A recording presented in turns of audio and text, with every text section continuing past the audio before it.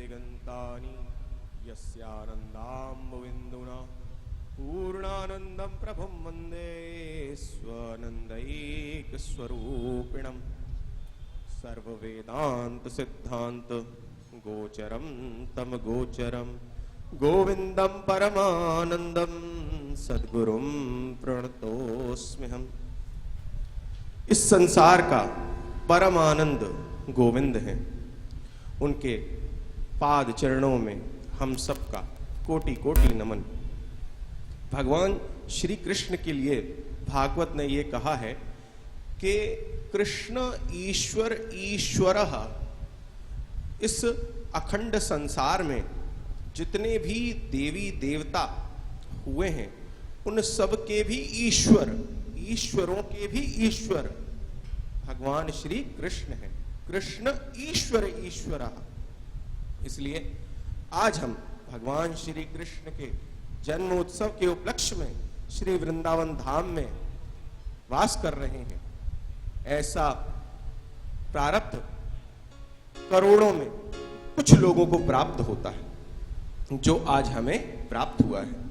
इसलिए आज खूब संकीर्तन करना है, खूब भजन करना है और परमानंद परम चिन्ह मूर्ति श्री कृष्ण का आज कथाओं का गान करना है। भगवान श्री कृष्ण क्या है? वही समय है, वही शक्ति है, वही वेद है, वही ज्ञान है, वही धर्म है, वही ईश्वर है और वही गुरु हैं। ब्रह्म, जीव और माया, इन तीन से बना ये संसार है। जैसे बच्चा खेल खेलता है और अंत में उस खेलने के खिलौने को किनारे रख के अपने स्वरूप में शांत हो जाता है, उसी तरह से ब्रह्म अपने रचित, अपने बनाए हुए बालकों के साथ, हम सब जीवों के साथ माया रूपी गेंद से खेल खेलता है। हमारा मुख्य लक्ष्य यह होना चाहिए कि ब्रह्म जो माया का पर्दा हमारी आंखों पर डाल के हमें संसार को सत्य दिखा करके हमारे साथ आंख मिचोली खेल रहा है, उस पर्दे को हम पार कर जाएं। क्योंकि जैसे ही हम माया का वो पर्दा पार करेंगे तो हम सभी जीव ब्रह्म के साथ एकीभूत हो जाएंगे। ब्रह्म कोई बहुत दूर कैलाश पर्वत पर नहीं बैठे हैं, ब्रह्म कोई बहुत दूर सप्तद्वीप में नहीं बैठे हैं। ईश्वर हमारे बहुत निकट, हमारे हृदय में बैठा है। जब उस ईश्वर ने संसार में जीवों को जन्म दिया तो सबको बराबर प्रेम दिया, लेकिन गृहस्थियों ने अपना प्रेम अपने बाल बच्चों में लगा दिया और भगवान के भक्त जो संत होते हैं उन्होंने अपना प्रेम ईश्वर में लगा दिया। तो बस वही जो हमने अपना 100% प्रेम अपने परिवार में, अपने बेटे बेटियों में, अपने नाते पोतियों में लगा रखा है, उसको थोड़ा सा मोड़ लीजिए और जैसे ही आप परमात्मा की तरफ मुड़ेंगे आप पाएंगे कि प्रभु मेरे साथ ही चल रहे हैं। प्रभु का भजन, प्रभु का कीर्तन हमारे इस लोक के कल्याण करने वाला तो है ही है, हमारा लौकिक कल्याण तो करेगा ही, पारलौकिक कल्याण भी करेगा। क्योंकि संसार में कितना भी पैसा, कितना भी वस्तु, कितना भी भोग हो जाए, हम उनको नहीं भोग सकते। संसार के सारे वस्तु, पद, पदार्थ अगर हम एक व्यक्ति को प्राप्त हो जाएं, हम उनका भोग करके तृप्त नहीं हो सकते। क्योंकि ये जो मन है ना, ये कहता है कि अभी ये चीज नहीं मिली, अभी ये चीज प्राप्त नहीं हुई, थोड़ा और मिल जाता। वृद्ध लोग कहते हैं ना, पोते का मुंह देख लेता तो शांति मिल जाती।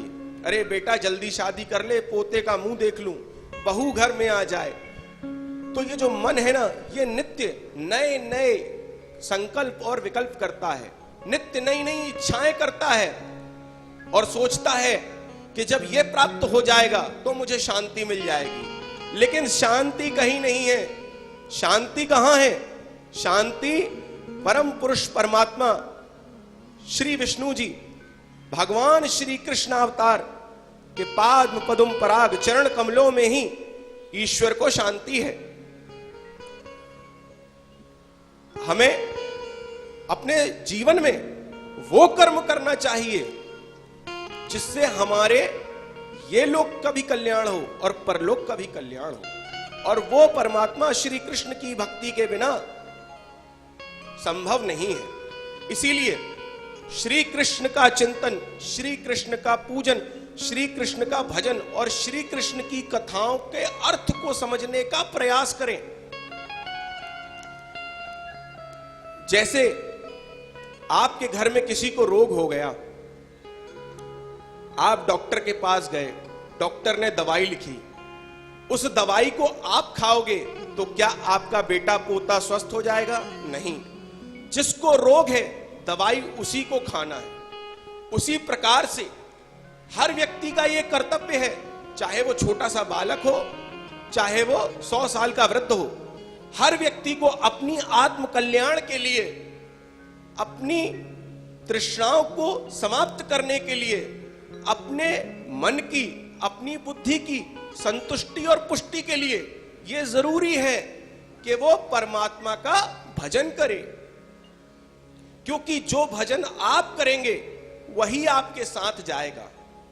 अगर हम ये सोचें कि मेरे घर में ये भजन कर रहे हैं तो मेरा कल्याण हो जाएगा, ऐसा नहीं है। उनका कुछ अंश आपको प्राप्त हो सकता है, लेकिन उस अंश को प्राप्त करके भी आपको अपने सिर को परम पुरुष परमात्मा श्री कृष्ण के चरणों में झुकाना होगा। क्योंकि जब तक श्री कृष्ण के चरणों में अपनी बुद्धि को नहीं लगाओगे, ये बुद्धि भ्रमित होकर के इस संसार में भटकती रहेगी।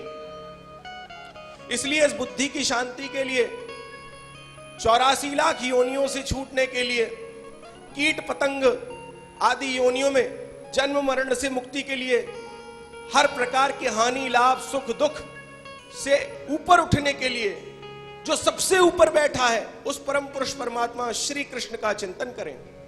आज हमारे यहां अनेक संतों का आगमन होगा। महाराज जी की दिव्य कथा रस प्रवाह यहां पर हमें सुनने को मिलेगी। इन शब्दों को अपने जीवन में उतार करके अपना और अपने साथ वालों का भी कल्याण करें। इतना ही कह करके मैं अपनी वाणी को विश्राम दूंगा। राधे राधे। श्री गणेशाय नमः। श्री सरस्वती नमः। वर्णानाम् अर्थसंगानां रसानां छन्दसामपि मंगलानां च कर्तारो वन्दे वाणी विनायको। भवानी शंकरो वन्दे श्रद्धा विश्वास रूपिणो। याभ्या विना न पश्यन्ति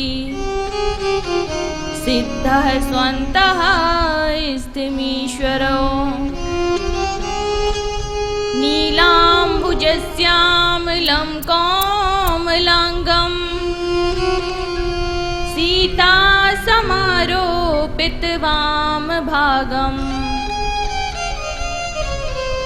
पाणो महासायक चारुचापम्। नमामि रामं रघुवंशनाथम्। लोकाभिरामं रणरङ्गधीरम्। राजीवनेत्रं रघुवंशनाथम्। करुणायरूपं करुणाकरन्तं श्रीरामचन्द्रं शरणं प्रपद्ये। श्रीरामचन्द्रं शरणं प्रपद्ये। जय जय श्री राधारमण, जय जय नवल किशोर, जय गोपी चित चोर प्रभु, जय जय माखन चोर। श्री राधा मेरी स्वामिनी, मैं राधे की दास, जन्म जन्म मोहि दीजियो, श्री वृंदावन वास। सब द्वारन को छोड़ के मैं आई तुमरे द्वार, हे वृषभान की लाडली निक मेरी ओर निहार।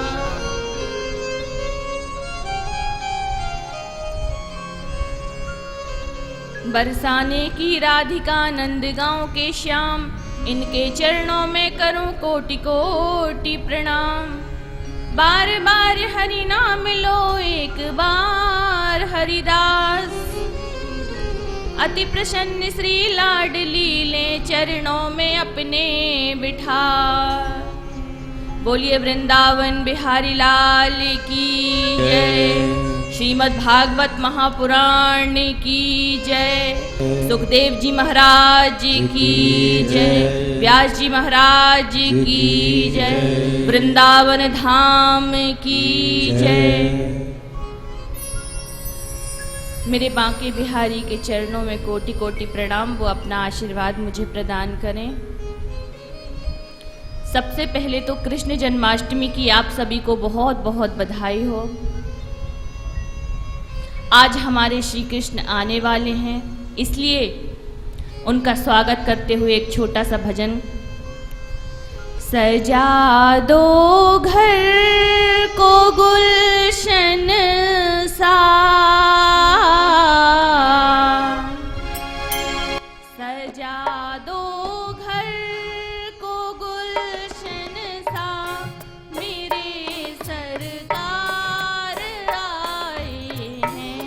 सजा दो घर को गुलशन सा, मेरे दरबार जाएंगे, मेरे सरकार आए हैं। मेरे सरकार आएंगे। लगे कुटिया भी दुल्हन सी, लगे कुटिया भी दुल्हन सी, मेरे सरकार आए हैं। मेरे सरकार आएंगे। सजा दो घर को गुलशन सा, मेरे सरकार आए हैं। सजा दो गुल को गुलशन सा, मेरे सरकार आएंगे।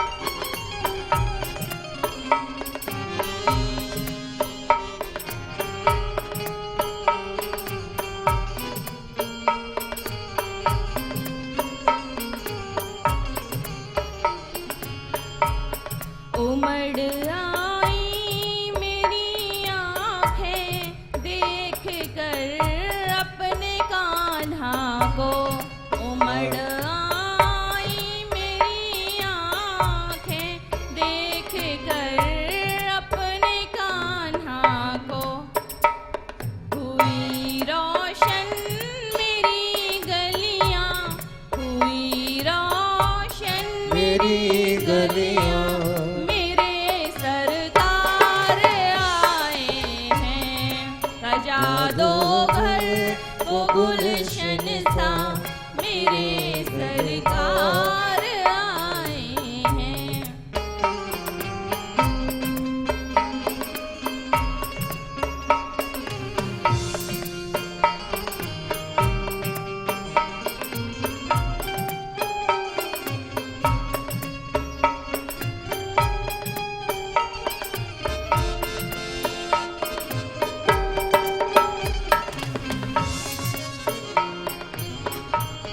तुम आकर फिर नहीं जाना मेरी इस सूनी दुनिया से। तुम आकर फिर नहीं जाना मेरी इस सूनी दुनिया से।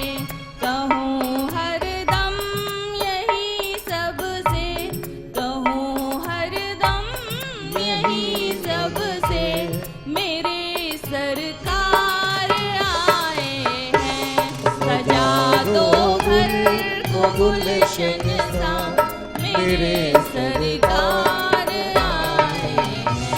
सजा दो घर को गुलशन सा, मेरे सरकार आए हैं। सजा दो घर को गुलशन सा, मेरे सरकार आए हैं।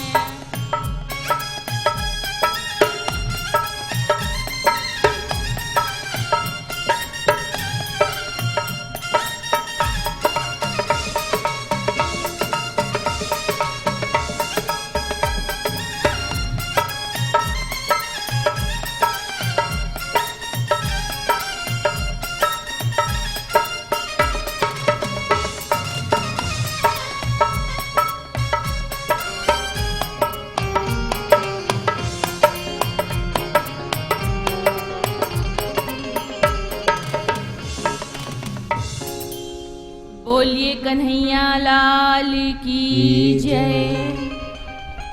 भगवान श्री कृष्ण से प्रार्थना कि वो अपनी कृपा ऐसे ही बनाए रखें और हर जन्माष्टमी को हमको वृंदावन बुलाएं।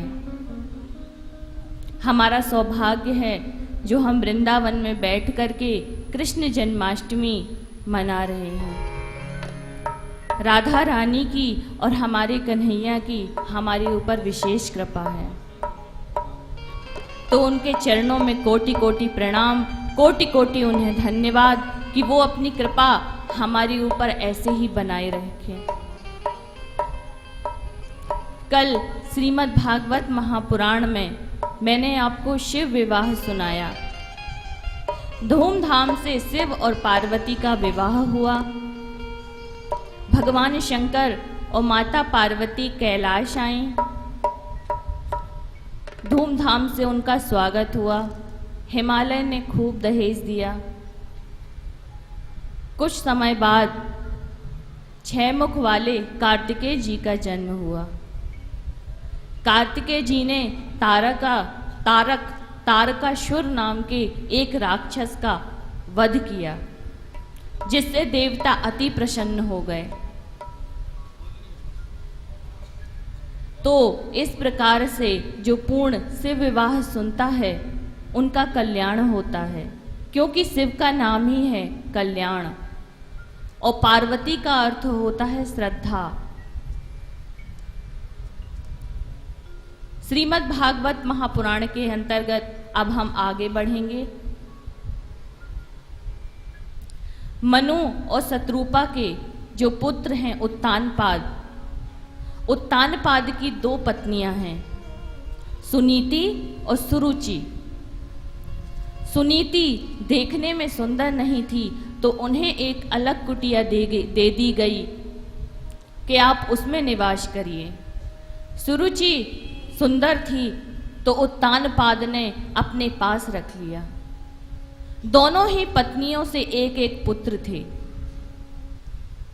सुनीति के पुत्र का नाम ध्रुव और सुरुचि के पुत्र का नाम उत्तम था। उत्तानपाद का क्या अर्थ होता है? उत्तानपाद का अर्थ यही होता है कि जब हम मां के गर्भ में रहते हैं तो उल्टे रहते हैं। यही उत्तानपाद का अर्थ होता है। और सुनीति क्या है? जो हमारी बुद्धि है, जो भगवान की तरफ हमको ले जाती है, वो हमारी सुनीति है। और जो हमारा मन है वही सुरुचि है, जो भगवान की तरफ नहीं विषयों की तरफ ले जाता है, वही सुरुचि है। एक दिन ध्रुव जी ने कहा, माता मुझे अपने पिता से मिलने जाना है। माता ने कहा, जाओ पुत्र। आए। उत्तानपाद सिंहासन पर बैठे थे। जैसे ही अपने पुत्र को देखा, गले से लगा लिया और गोद में बिठा लिया। जब सुरुचि ने यह देखा तो उससे सहन नहीं हुआ। तुरंत ध्रुव जी को नीचे उतारा और कहा कि अगर तुम्हें इनकी गोद में बैठना है तो तुम्हें मेरे गर्भ से जन्म लेना होगा। उस अज्ञानी स्त्री को यह भी नहीं पता कि वो अपने गर्भ को भगवान से भी बड़ा बता रही है। ऐसा कह करके ध्रुव जी से वो कहती है कि ध्रुव जाओ और जाके तपस्या करो, और जब भगवान प्रसन्न हो जाएं तो उनसे वरदान मांगो कि मुझे सुरुचि के गर्भ में भेज दो। रोते हुए ध्रुव जी महाराज अपने घर आए। कुछ बोला नहीं जा रहा है। सुनीति ने पूछा, पुत्र क्या हुआ तुम्हें? तो जो उनके साथ में बालक गए थे ना, उन्होंने पूरी घटना सुनीति से बताई और कहा कि सुरुचि ने ये कहा है। तो सुनीति ने कहा कि बेटा, जो बात मैं तुझे नहीं बता पाई वो तेरी सौतेली माँ ने तुझे बता दी। जाओ और वन जाकर तपस्या करो। ध्रुव जी महाराज ने कहा, माता जैसी आपकी आज्ञा। ध्रुव जी महाराज वन गए और रास्ते में नारद जी मिल गए। नारद जी ने 12 मंत्र का कान में फूंक दिया। ओम नमो भगवते वासुदेवाय नमः। ओम नमो भगवते वासुदेवाय नमः। वासुदेवाय नमः। वासुदेवाय नमः। वासुदेवाय नमः। वासुदेवाय नमः। ओम नमो भगवते वासुदेवाय नमः। ओम नमो भगवते वासुदेवाय नमः। इस 12 मंत्र का ध्रुव जी महाराज जप करने लगे। 6 महीने की कठिन तपस्या से भगवान नारायण प्रसन्न हो गए। भगवान नारायण प्रकट हो गए और कहा, मांगो ध्रुव, क्या वरदान चाहिए? ध्रुव जी ने नेत्र खोलकर देखे तो प्रभु सामने। आंसू गिरने लगे, कुछ कहते नहीं बनता। 5 साल के हैं सिर्फ ध्रुव जी महाराज। भगवान ने अपना शंख उनके कपोल से लगाया तो चारों वेद उन्हें रट गए और बड़े ही सुंदर भगवान की स्तुति करी है ध्रुव जी महाराज ने। और कहा भगवान ने कि मांगो, तुम्हें क्या वरदान चाहिए? ध्रुव जी महाराज ने कहा, बस आपके दर्शन हो गए, अब मुझे कोई वरदान नहीं चाहिए। भगवान ने कहा, तुम सिंहासन की इच्छा से आए थे तो जाओ, 36,000 वर्ष तक तुम राज्य करो और अंत में तुम आकाश में ध्रुव तारे के नाम से चमकते रहोगे। बोलिए भक्त वत्सल भगवान की जय। तो ध्रुव जी महाराज वापस आए, भगवान अंतर्ध्यान हो गए। जब ध्रुव जी महाराज वापस अपने राज्य में आए तो जो पिता गोद में बिठा नहीं रहा था, वही पिता स्वागत करने के लिए दौड़ा। सुरुचि, सभी राज्यवासी सभी स्वागत करने के लिए दौड़े। सभी ने ध्रुव जी महाराज का स्वागत किया। ध्रुव जी महाराज के 2 विवाह हुए हैं। एक बार उनकी सुरुचि से जो पुत्र था उत्तम, उनका झगड़ा यक्षों से हो गया और वो मारा गया। अपने पुत्र को ढूंढते हुए निकली सुरुचि, वो भी जंगल में देह अग्नि से भस्म हो गई। यक्षों से ध्रुव जी महाराज ने बहुत युद्ध किया और बहुत से यक्षों को मार डाला। फिर जो मनु महाराज हैं, उन्होंने प्रकट होकर कहा कि भक्तों के ये लक्षण नहीं हैं। तब उन्हें ध्यान आया और तब वो वन को निकल गए, खूब तपस्या करी और 36,000 वर्ष बाद भगवान का विमान उन्हें लेने आया। भगवान का उन्हें विमान लेने आया तो मृत्यु देवता हाथ जोड़कर प्रकट हो गए। बोले प्रभु, हमारे ऊपर सिर रख के आप विमान पे चढ़िए, क्योंकि ये मृत्यु लोक है, बिना हमसे मिले कोई नहीं जाता। तो भगवान के भक्तों का चमत्कार देखिए, भगवान की भक्ति का चमत्कार देखिए कि आज मृत्यु के ऊपर सिर रखकर ध्रुव जी महाराज विमान पर बैठ गए। विमान आगे बढ़ा। ध्रुव जी महाराज ने कहा, ठहरो, मेरी माता कहाँ है? पार्षदों ने कहा, आपकी माता तो आगे आगे जा रही हैं। जिसके आप जैसे पुत्र हों, भला ऐसी माता का कल्याण कैसे नहीं होगा? भगवान ने पहले ही उनके लिए विमान भेज दिया। बोले ठीक है। इस प्रकार से ध्रुव चरित्र पूरा होता है। अब राजा अंग की कथा आती है श्रीमद् भागवत महापुराण में। राजा अंग भगवान को बहुत मानते थे और राजा अंग की कोई संतान नहीं थी। उन्होंने यज्ञ करवाया। यज्ञ के फलस्वरूप वैन का प्राकट्य हुआ। वैन जो बहुत बड़ा नास्तिक था, सबसे बोलता, जितनी भी जनता थी कि मेरी पूजा करो, मैं ही भगवान हूं। एक बार सभी संतों को क्रोध आ गया और सभी कहां चले गए? वैन के पास। और वैन से कहा, वैन तुम ये गलत कर रहे हो जो अपनी पूजा करा रहे हो। तुम्हें ब्राह्मणों की पूजा कराना चाहिए, तुम्हें यज्ञ कराना चाहिए, तुम्हें भागवत कराना चाहिए, तुम अपनी पूजा क्यों करवाते हो? तो बोले, कहाँ है भगवान, हमें तो दिखाई नहीं देते। तो एक संत ने बड़ी जोर के थप्पड़ लगा दिया। कहा, क्यों मारा? बोले, दर्द हुआ? बोले, हाँ। बोले, तो दर्द दिखाओ हमको, कहाँ है दर्द? बोले, दर्द हम कैसे दिखाएं, बस दर्द हो रहा है। बोले, इसी प्रकार भगवान भी है और भगवान भी दिखाई नहीं देता। तब भी बहन को कुछ नहीं समझ में आया। तो क्रोध से जो ब्राह्मण थे उन्हें बहुत क्रोध आया और क्रोध की हुंकार भरी और वैन का गोविंदाय नमो नमः। वैन के प्राण वहीं निकल गए। अब राज्य कैसे चले? तो राज्य को चलाने के लिए वैन के शरीर का मंथन किया गया। उससे निषाद राज पहले निकला, वो बहुत काला काला था। उसे वन में भेज दिया गया।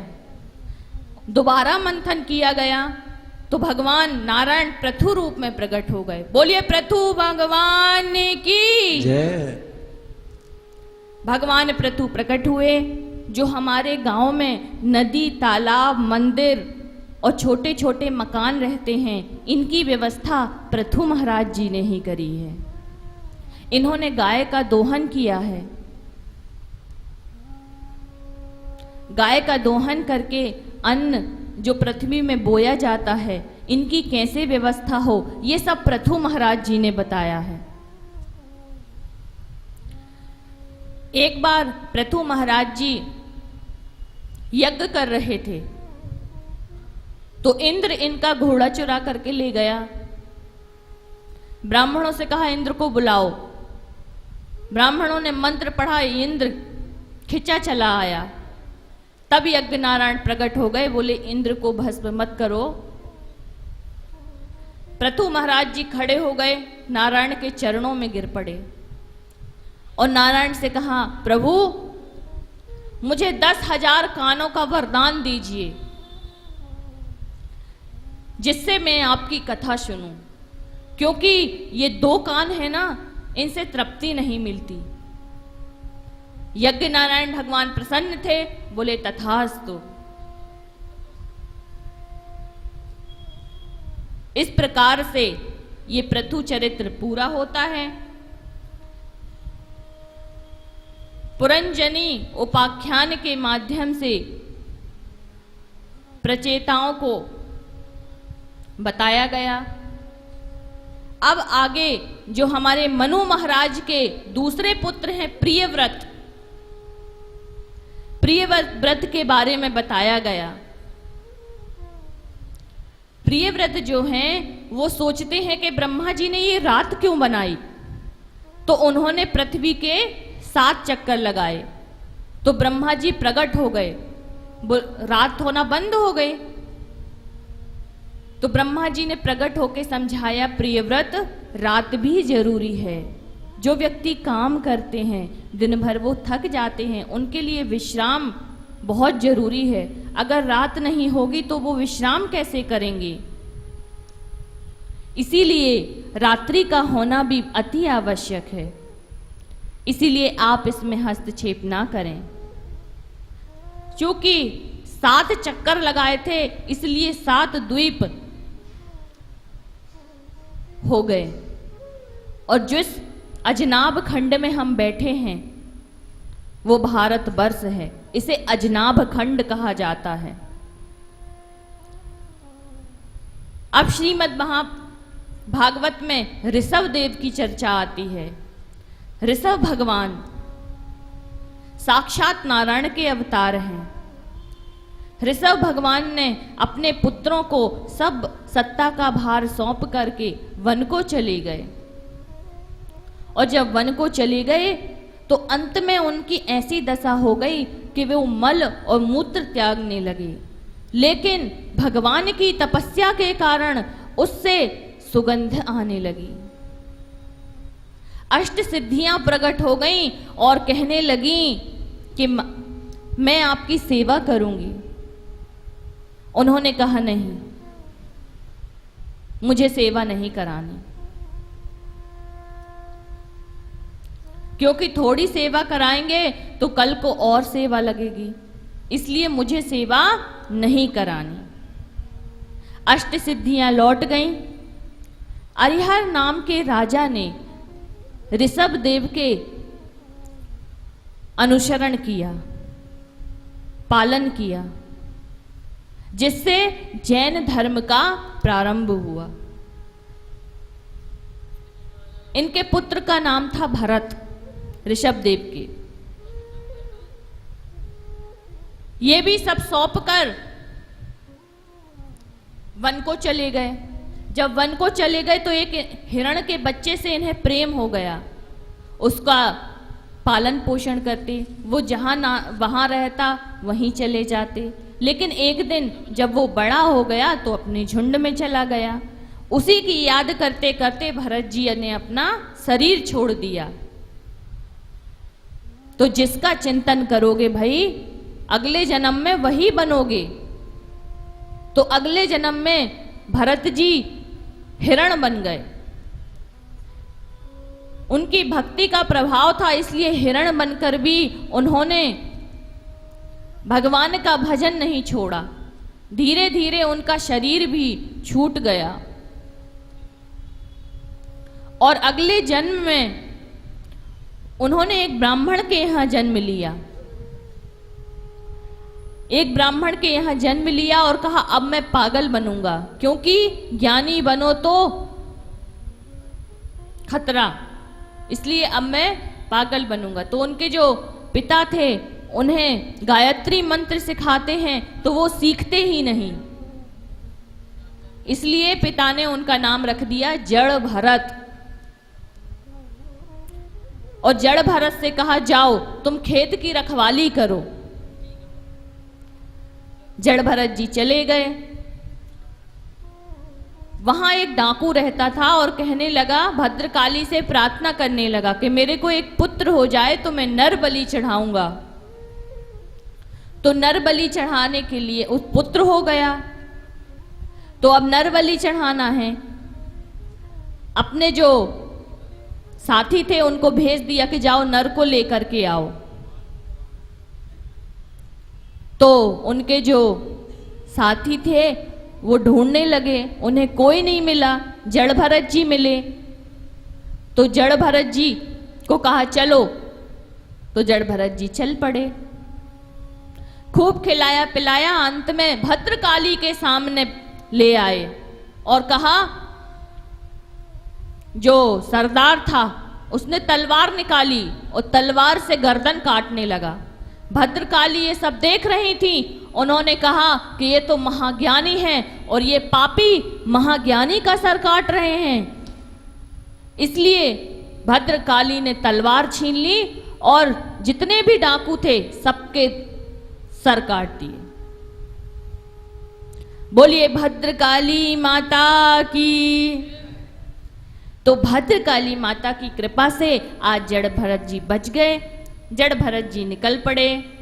रास्ते में रहुगण मिले। रहुगण जो बहुत बड़े राजा थे, उनका एक कहार बीमार पड़ गया। कहार बीमार पड़ गया तो जो बाकी के कहार थे उनसे राजा ने कहा, जो भी मिले भाई उसको लगाओ, क्योंकि मुझे सत्संग के लिए जाना है। तो कोई नहीं मिला तो यही जड़ भरत मिले। जड़ भरत ने राजा को बहुत ही अच्छा उपदेश दिया। इस प्रकार से रहुगण का उद्धार हुआ। और सुखदेव जी अब बताते हैं नरकों का वर्णन। पहले बताते हैं कि भारतवर्ष में ही भगवान का जन्म क्यों होता है। तो भगवान का हृदय, जो भारत है वो हृदय है भगवान का, इसलिए भगवान भारत में ही जन्म लेते हैं और आगे भी भारत में ही जन्म लेते रहेंगे। अब सुखदेव जी राजा परीक्षित को बताते हैं कि नरकों का वर्णन। जो आए हुए अतिथियों को बुरी दृष्टि से देखता है, जो आए हुए अतिथियों का स्वागत नहीं करता, जब उसकी मृत्यु हो जाती है तो गिद्ध उसकी आंखें निकाल कर ले जाते हैं। और कुंभीपाक, तापत्रय, तांबे के जो पात्र रहते हैं उसमें लिटाया जाता है। और वो जीव कितना रहता है, जैसे सुई की नोक, वो जीव ऐसा रहता है और तड़पता रहता है वो जीव।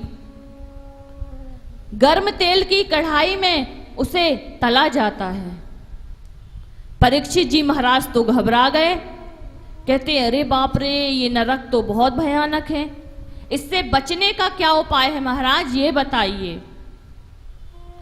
सुखदेव जी मुस्कुराकर बोले कि मैं तुम्हें अजामिल की कथा सुनाता हूं। अजामिल जो बहुत बड़ा पापी था, उसने अंत में अपने पुत्र का नाम नारायण रख लिया और नारायण नारायण नारायण कहते हुए अपने प्राण त्यागने लगा। तो साक्षात भगवान के पार्षद उसे लेने आए। तो ये नाम की महिमा ऐसी है। इसीलिए हमें नाम रटना चाहिए, तो नरक में भी हम नहीं जाएंगे। अब वृत्तासुर की कथा आती है।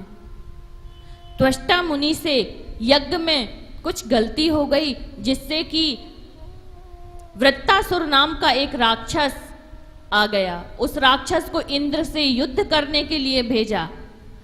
इंद्र घबरा गए। इंद्र को भगवान ने कहा, जाओ, इसकी मृत्यु दधीची मुनि की हड्डियों से होगी। दधीची मुनि के पास गए सभी देवता, हाथ जोड़कर प्रार्थना करी। दधीची मुनि ने कहा, ठीक है। उनके पूरे शरीर में खाद्य पदार्थ लगाए गए। गायों ने उनके शरीर को चाटा और बस उनकी हड्डियां ही बची। उस हड्डियों से एक वज्र का निर्माण कराया गया। उस वज्र से इंद्र वृत्तासुर का वध करने के लिए आए। वृत्तासुर ने खूब युद्ध किया और इंद्र को अपने अंदर निगल लिया। पूरे 1 वर्ष लगे, चूंकि इंद्र के हाथ में वो वज्र था, वो पेट फाड़ने लगे उसी वज्र से। और 1 वर्ष बाद वृत्तासुर की मृत्यु हो गई। परीक्षित बोलते हैं, भगवान सुखदेव जी, ये वृत्तासुर कौन था? तब बताते हैं कि ये चित्रकेतु नाम का एक राजा था। इसकी बहुत सारी रानियां थीं, कोई पुत्र नहीं था। एक रानी से बड़ी मुश्किल में एक पुत्र हुआ, लेकिन जो दूसरी रानियां थीं उसने जल करके उसको जहर दे दिया और वो पुत्र मर गया। जब वो पुत्र की मृत्यु हो गई तो राजा पागलों जैसे हो गए। तब फिर नारद जी प्रकट हुए और नारद जी ने कहा कि ये है तुम्हारा पुत्र। उस जीव आत्मा को बुलाया गया। उस जीव आत्मा ने कहा कि आप कौन से जन्म के माता पिता हैं मेरे तो न जाने कितने जन्म हुए हैं, न जाने मैंने कितने बार जन्म लिया है और न जाने मेरी कितनी बार मृत्यु हुई है। तो आप किस जन्म के माता पिता हैं ये तो बताइए। ये सोचकर चित्रकेतु को आत्मबोध हो गया, ज्ञान आ गया और उसने कहा, अरे मैं कह रहा था कि ये मेरा पुत्र है, लेकिन ये तो मेरा पुत्र नहीं है और ना मैं इसके माता पिता हूं। उसने भगवान शंकर की आराधना करी और भगवान शंकर की आराधना करी तो भगवान शंकर प्रसन्न हो गए और कैलाश में उसे निवास दे दिया। एक बार वो कैलाश में घूम रहा था तो उसने पार्वती जी को कुछ गलत बोल दिया। पार्वती जी ने श्राप दे दिया कि तुम राक्षस हो जाओ, तो चरणों में गिर पड़ा, मुझे क्षमा कर दीजिए, मुझे क्षमा कर दीजिए। पार्वती जी ने क्षमा कर दिया और वही चित्रकेतु वृत्तासुर बना। इस प्रकार से वृत्तासुर का इंद्र ने उद्धार किया। अब शुरू होता है यहां 7वां स्कंद। 7वें स्कंद में हिरण्यकश्यपु जिसने घोर तपस्या करी और भगवान से वरदान मांगा, न दिन में मरूं न रात में मरूं, न आपके बनाए हुए किसी प्राणी से मरूं, 12 महीनों में से किसी एक महीने भी मैं ना मरूं, ना ऊपर मरूं ना नीचे मरूं, ये वरदान मांगा। हिरण्यकश्यपु का जो पुत्र था सबसे छोटा, उसका नाम था प्रहलाद। तो जो प्रहलाद थे वो भगवान के अनन्य भक्त थे। तो प्रहलाद को भेजा गया आश्रम में पढ़ने के लिए, जो हिरण्यकश्यपु का ही बनाया हुआ था। अब प्रहलाद पढ़ने गए, कुछ दिन पढ़ा। अब पिताजी आए और पूछने लगे, बेटा तुमने क्या पढ़ा है? प्रहलाद बोलते हैं, पिताजी ये संसार अंधे कुएं के जैसे है, इसीलिए विष्णु का ध्यान करना चाहिए, विष्णु का भजन करना चाहिए। इस प्रकार से जब हिरण्यकश्यपु ने सुना, आंखें लाल हो गई और कहा, बुलाओ अपने जो तुम्हें शिक्षा देता है, अपने गुरुओं को बुलाओ। गुरुओं को जब बुलाया गया, संडा मर्क जो शुक्राचार्य जी के पुत्र हैं, तो उन्होंने हाथ जोड़े और कहा हमने ऐसा नहीं सिखाया, पता नहीं आपका बालक कहाँ से सीख गया। हिरण्यकश्यपु ने कहा अगर अब की बार इसने ऐसा किया तो मैं तुमको जिंदा नहीं छोड़ूंगा। चला गया क्रोध से। हिरण्यकश्यपु यहां फिर से भगवान की भक्ति में लीन हो गए। अब हिरण्यकश्यपु कुछ दिन बाद फिर आया और पूछा अब तुमने क्या सीखा है? तो अब नवदा भक्ति सुना दी। जब नवदा भक्ति सुनाई तो कहा ये अरे इसको तो कृष्ण रोग लग गया है, और जब ये कृष्ण रोग किसी को लग जाए तो फिर ऐसे नहीं छूटता जब तक उसका कल्याण ना हो, और ये बहुत जल्दी फैलता है। इसीलिए हिरण्यकश्यपु ने कहा इसे मृत्यु दंड दिया जाए। पहाड़ से गिराया तो भगवान ने गोद में ले लिया। होलिका ने जलाना सोचा, होलिका को वरदान था कि वो किसी को भी गोद में बिठा के जलाए तो वो जल जाएगा। उसके पास एक कपड़ा था, अगर वो ओढ़ ले तो वो कपड़ा वो स्वयं नहीं जलेगी, लेकिन जिसको बिठाएगी तो वो जल जाएगा। लेकिन भगवान अपने भक्तों की रक्षा करने के लिए वरदान भी झूठे बना देते हैं। क्यों? क्योंकि सत्य की हमेशा जीत होती है। होलिका जल गई और प्रहलाद बच गए। जेल में बंद कराया गया प्रहलाद जी को, लेकिन प्रहलाद जी और सांप छोड़ दिए गए काले काले। उन सांपों ने भी कुछ नहीं किया, बस भगवान को के दर्शन करने लगे, देखने लगे। इस प्रकार से एक बार शुक्राचार्य जी ने कहा कि कुछ दिन हमारे पास इसको रखो, मैं इसे सिखाता हूं। शुक्राचार्य जी ने कुछ दिन पढ़ाया, लेकिन वो तो श्री कृष्ण नाम की महिमा ही गाते रहे प्रहलाद जी। हिरण्यकश्यपु एक दिन आया। हिरण्यकश्यपु ने कहा बता तेरा भगवान कहाँ है? बोले पिताजी मेरे भगवान तो कण कण में हैं, पत्थर पत्थर में हैं, पत्ते पत्ते में हैं, हम में हैं, आप में हैं, इन खम्भों में हैं, दीवारों में हैं, सब में हैं। हिरण्यकश्यपु ने कहा अच्छा इस खम्भे में तेरा भगवान है? बोले हाँ है। जैसे ही गदा से उस खम्भे को फोड़ा तो भगवान नरसिंह प्रकट हो गए। नरसिंह भगवान की। नरसिंह भगवान चित्कार करते हुए, बड़े बड़े उनके दांत हैं, ना आधे मानव हैं ना आधे शेर हैं, आधे मानव हैं और आधे शेर हैं। इस प्रकार से वो आए। बहुत क्रोध था। क्यों? क्योंकि भगवान को क्रोध जब आता है जब उसके भक्तों को कोई कष्ट पहुंचाता है। भगवान आए और भगवान ने उसे गोद में बिठा लिया और बीज दहरी के में ले गए और उसका कहने लगे कि तेरा अंत अब आ गया है, तूने मेरे भक्त को बहुत परेशान कर दिया है। हिरण्यकश्यपु बोलता है कि मैंने तो इतने वरदान मांगे हैं। भगवान बोले तेरे लिए मैंने एक अलग से महीना बनाया है, और ना अभी दिन है ना रात है, शाम का वक्त है, और मैं भगवान का बनाया हुआ नहीं हूं। और तेरी जो मृत्यु कर रहा है ना वो मेरे नख करेंगे, नाखून। तो भगवान ने अपने नखों से उसकी छाती चीर दी और उसका गोविंदाय नमो नमः।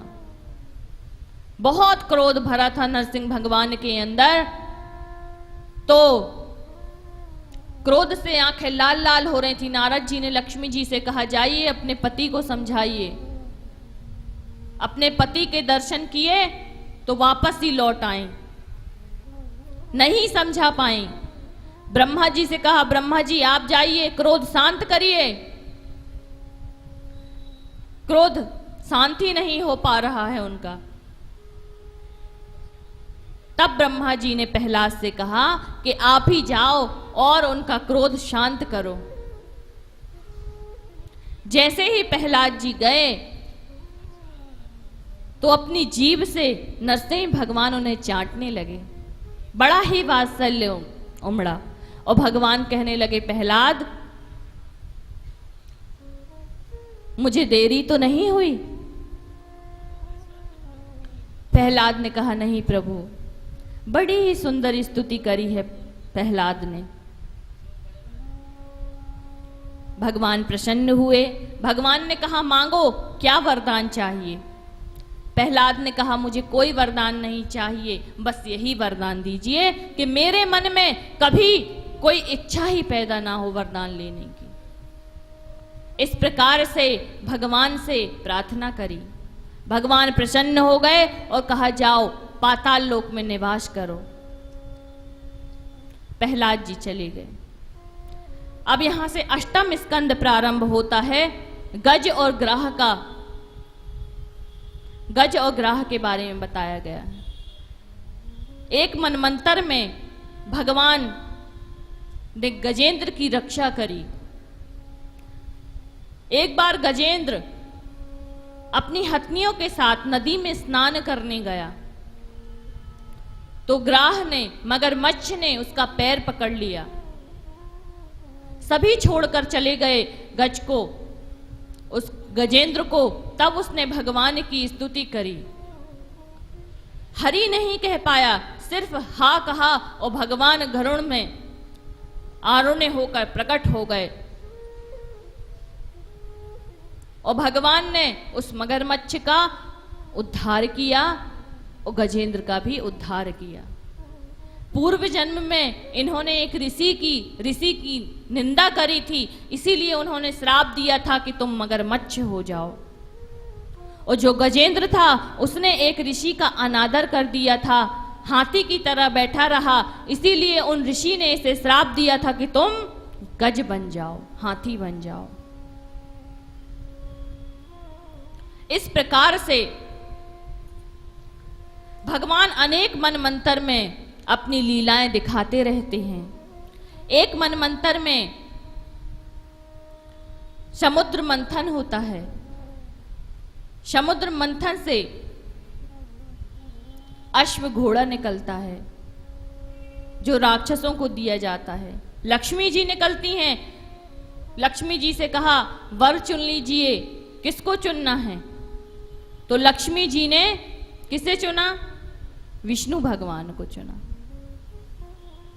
अमृत का कलश लेकर साक्षात भगवान प्रकट हुए। धनवंतरी तो जो राक्षस थे वो अमृत का कलश लेकर भागे तो भगवान ने मोहिनी रूप बनाया।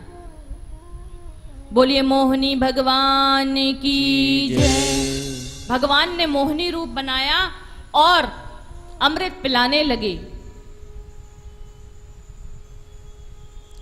अमृत पिलाने लगे तो एक राक्षस बहुत होशियार था, सुरभानु नाम का। वो देवताओं के बीच में आकर बैठ गया और उसने भी एक बूंद अमृत पी लिया। चंद्रमा और सूर्यदेव ने भगवान को बताया। भगवान ने तुरंत सुदर्शन चक्र से उसका सर धड़ से अलग कर दिया। चूंकि अमृत की जो बूंदें उसके शरीर में पड़ गई थीं, इसलिए वो अमर हो गया और उसका राहु और केतु नाम पड़ गया। तब देवासुर संग्राम हुआ। उस देवासुर संग्राम में सभी राक्षस मारे गए और जो बलि थे राजा वो भी मारे गए। शुक्राचार्य जी ने मृत संजीवनी विद्या से सभी को जीवित किया और राजा बलि से कहा तुम यज्ञ करो। राजा बलि ने बहुत यज्ञ किए। जब नर्मदा के किनारे 99 यज्ञ चल रहा था तभी अदिति मां से भगवान ने कहा तुम पयोव्रत करो। सभी देवता घबराने लगे कि अगर इसका 99 यज्ञ पूरा हो जाएगा तो इसको इंद्र का सिंहासन मिल जाएगा। इसीलिए अदिति मां ने पयोव्रत किया और भगवान वामन प्रकट हुए। बोलिए वामन भगवान की जय। वामन अंगुल के हैं वामन भगवान, बड़ी ही सुंदर उनकी छटा है। आए राजा बलि के पास और कहने लगे, बलि मुझे 3 पग भूमि चाहिए। बलि बहुत जोरों से हंसा और कहने लगा, आप जो चाहे मांग लें, 3 पग भूमि ही क्यों मांग रहे हैं? बोले नहीं, मुझे तो बस 3 पग भूमि ही चाहिए। शुक्राचार्य जी ने अपनी दिव्य दृष्टि से देख लिया ये कौन है।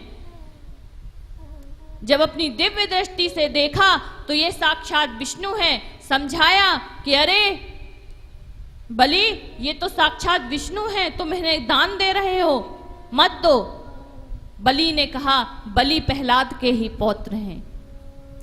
तो बलि ने कहा, साक्षात मेरे यहां भगवान आए हैं, जो दान मांगेंगे मैं दूंगा। अगर माता पिता और गुरु भगवान से मिलने में बाधा दे रहे हैं तो उन्हें तज दीजिए। और गुरु को बलि ने तजा, माता को भरत ने तजा, पिता को प्रहलाद ने तजा। उदाहरण है ये।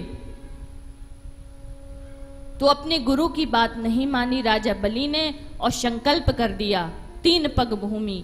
भगवान ने 2 पग में पूरा ब्रह्मांड में पूरी सृष्टि नाप ली और कहा कि तीसरा पग मैं कहाँ रखूं, अब मैं तुम्हें बंदी बना लूंगा। तो राजा बलि ने कहा, तीसरा पग आप मेरे सिर पर रखिए। तब मोहित हो गए भगवान वामन और तीसरे पग से राजा बलि को नाप लिया और कहा, राजा बलि क्या चाहते हो तुम? बोले, आपकी जो मनमोहन छटा है जो मुझे बहुत प्यारी लग रही है, इसीलिए आपको ही चाहता हूं। भगवान ने कहा, तथास्तु।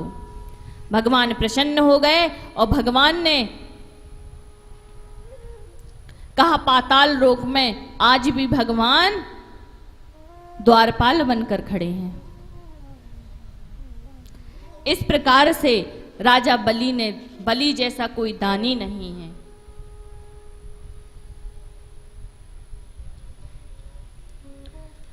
अब नवम स्कंद प्रारंभ होता है जिसमें भगवान राम की कथा आती है।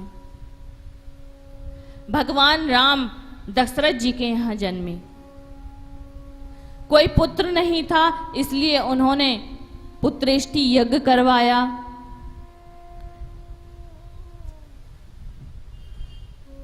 राम लक्ष्मण भरत शत्रुघ्न दशरथ जी के यहां आए। बड़े ही शुभ मुहूर्त में भगवान का जन्म हुआ। हमारे कन्हैया का जन्म रात्रि के 12 बजे हुआ, लेकिन हमारे राम भगवान का जन्म दिन के 12 बजे चैत्र माह में हुआ था। धीरे धीरे भगवान बड़े हुए, चलने लगे। विश्वामित्र जी आए, कहने लगे हमारे यहाँ बहुत राक्षस घूम रहे हैं, राम और लक्ष्मण को दे दीजिए। दशरथ जी ने राम लक्ष्मण को दिया और उन्होंने राम और लक्ष्मण ने बहुत से राक्षसों का उद्धार किया। अब पता चला विश्वामित्र जी को कि जनक जी ने अपनी कन्या सीता के लिए स्वयंवर रखा है, तो राम और लक्ष्मण को ले गए। जब राम और लक्ष्मण को ले गए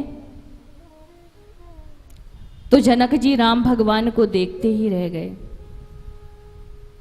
और मन में विचार करने लगे कि यही मेरे दामाद बन जाएं। भगवान सबकी मनोरथ पूर्ण करते हैं। शाम हुई, भगवान विश्वामित्र जी के पैर दबाने लगे और पूछने लगे, गुरुदेव अगर आपकी आज्ञा हो तो मैं सुबह बागीचे से आपके लिए फूल तोड़ लाऊं? बोले ठीक है, तोड़ लाओ। बागीचे में गए फूल तोड़ने के लिए। वहीं माता सीता भी आई। सीता भी आई तो एक सखी कहती है, जिन्होंने अहिल्या का उद्धार किया है, सीता जी से बता रही है सखी, विश्वामित्र जी के साथ अयोध्या के 2 कुमार आए हैं, अति सुंदर हैं। चलिए सीता जी जरा उनको देख तो लीजिए एक बार। सीता जी गईं। सीता जी ने राम जी को देखा, राम जी ने सीता जी को देखा। प्रेम भूषण जी बड़ा सुंदर ही भजन गाते हैं, आइए हम भी गाते हैं कि राम को देख कर श्री जनक नंदनी, राम को देख कर श्री जनक